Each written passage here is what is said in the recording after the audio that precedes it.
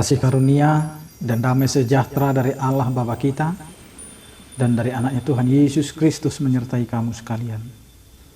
Amin.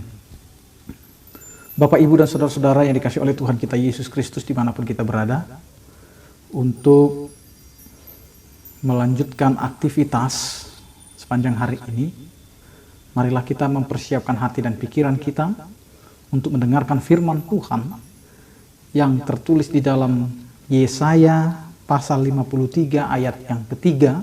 Demikianlah dikatakan, ia dihina dan dihindari orang, seorang yang penuh kesengsaraan dan yang biasa menderita kesakitan. Ia sangat dihina sehingga orang menutup mukanya terhadap dia, dan bagi kita pun dia tidak masuk hitungan. Demikian firman Tuhan.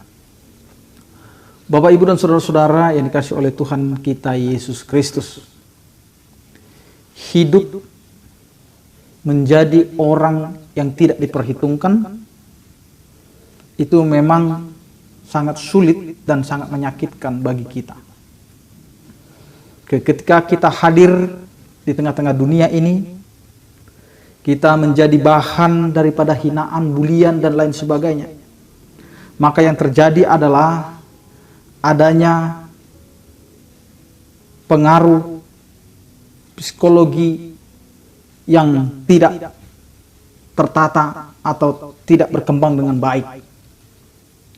Namun apa yang terjadi ketika Mesias atau Yesus Kristus datang ke tengah-tengah dunia ini, di mana Yesus datang, dia terlahir dari golongan ekonomi, golongan masyarakat yang tidak diperhitungkan. Dia lahir dari keluarga yang miskin, yaitu keluarga tukang kayu. Dan dia terlahir bukan dari keluarga istana, dan dia tidak lahir di istana, tetapi dia lahir di kandang domba. Namun ketika dia mau memberikan hidupnya atau dirinya atau pribadinya kepada keterhinaan itu, Allah mau menyatakan kepada kita bahwa apa yang dihina oleh dunia, apa yang menjadi kesengsaraan oleh dunia, apa yang menjadi penderitaan yang sangat menyakitkan di tengah-tengah dunia, bahkan sampai dengan tidak diperhitungkan, itulah yang dihidupi oleh Yesus Kristus ketika datang ke dunia ini. Sehingga firman Tuhan ini mengarah kepada suatu penderitaan yang dialami oleh umat Allah.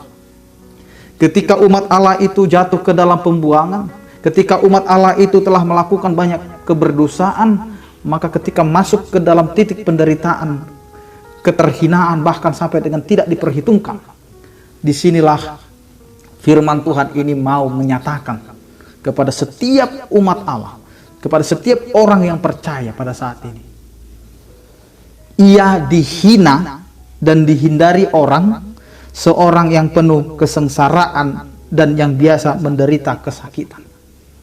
Dia rela memberikan dirinya untuk dihina dan dihindari oleh banyak orang. Itu dapat kita lihat ketika Yesus ditangkap. Dia dihina, dia diludahi, dia ditampar, bahkan sampai dengan dicambuk.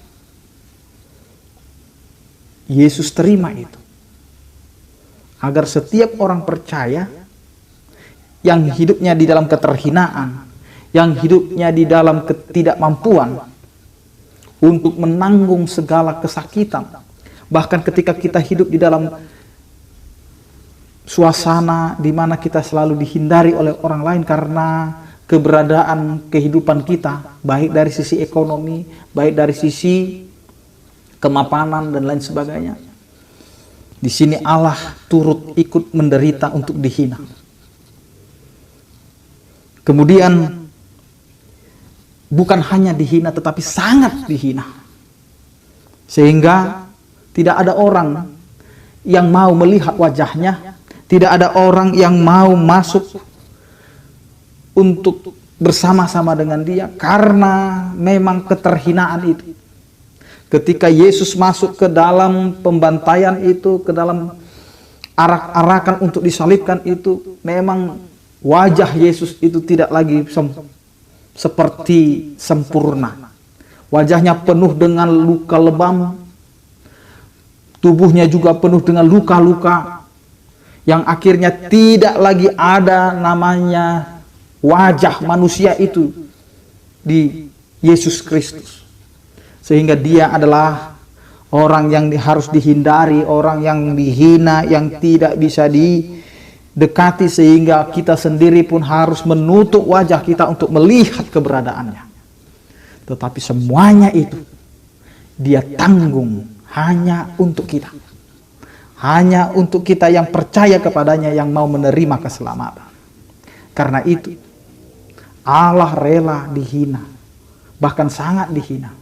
Allah rela menanggung kesengsaraan yang sangat menyakitkan sekalipun demi kita umatnya yang percaya, agar kita diselamatkan dan kita dapat merasakan sukacita oleh kesengsaraannya, oleh keterhinaannya, oleh ketidakinginan kita melihat wajahnya. Tetapi Allah berkorban untuk kita demi sukacita yang akan kita rasakan sampai dengan hari ini. Karena itu Bapak, Ibu, dan saudara-saudara,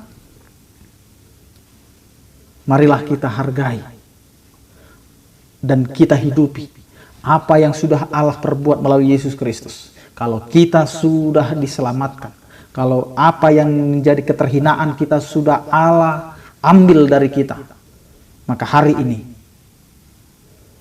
jagalah hati kita, jagalah kehidupan kita. Walaupun kita dihina, jangan pernah patah hati, jangan pernah patah semangat, karena Allah kita ada bersama-sama dengan kita. Di dalam Yesus Kristus kita sudah dimenangkan. Karena itu melangkahlah dan tetaplah hidup di dalam kesetiaan kepada Allah. Amin, kita berdoa. Terima kasih Tuhan, Engkau memberkati kami di setiap kehidupan kami. Meskipun kami harus masuk ke dalam keterhinaan, kesengsaraan, kesakitan, bahkan kepahitan sekalipun sampai kami tidak diperhitungkan. Tetapi Engkau adalah Allah yang penuh cinta kasih, yang selalu memperhitungkan kami walaupun kami hidup di dalam keberdosaan kami. Terima kasih Tuhan untuk penyertaan-Mu. Berkatilah kehidupan kami, keluarga kami, dan juga pekerjaan kami. Berkatilah ya Tuhan setiap orang percaya yang sakit, Engkau berikan pemulihan, kesembuhan. Yang berduka, Engkau berikan penghiburan. Yang bergumul, Engkau Tuhan yang menyertai. Anugerah Tuhan kita Yesus Kristus, kasih setia daripada Allah Bapa dan persekutuan Roh Kudus, itulah yang menyertai kamu sekalian. Amin. Selamat beraktivitas, tetap menjaga protokol kesehatan.